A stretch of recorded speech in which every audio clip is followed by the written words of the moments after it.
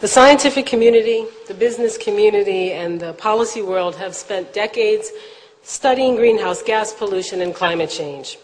Scientists in the United States and around the world have tracked in the last century, and in particular in the last 3 decades, alarming increases in the amount of greenhouse gases in our skies.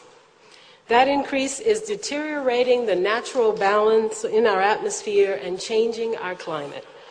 There have and will continue to be debates about how and how quickly climate change will happen if we fail to act. But the overwhelming amount of scientific studies show that the threat is real, as does the evidence before our very eyes. Polar ice caps crumbling into the oceans, changing migratory patterns of animals and broader ranges for deadly diseases, historic droughts, more powerful storms, and disappearing coastlines.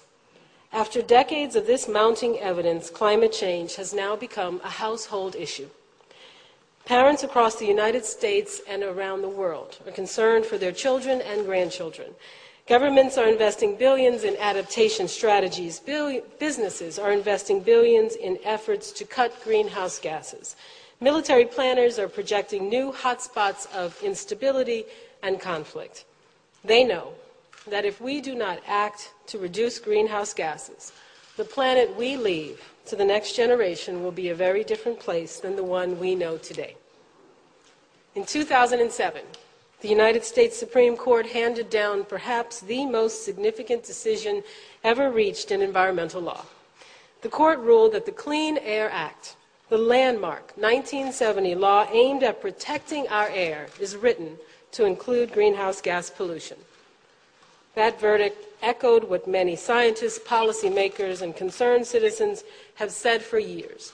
There are no more excuses for delay. Regrettably, there was continued delay.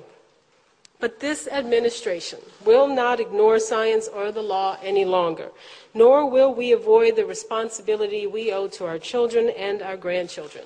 Today, I'm proud to announce that EPA has finalized its endangerment finding on greenhouse gas pollution and is now authorized and obligated to make reasonable efforts to reduce greenhouse pollutants under the Clean Air Act.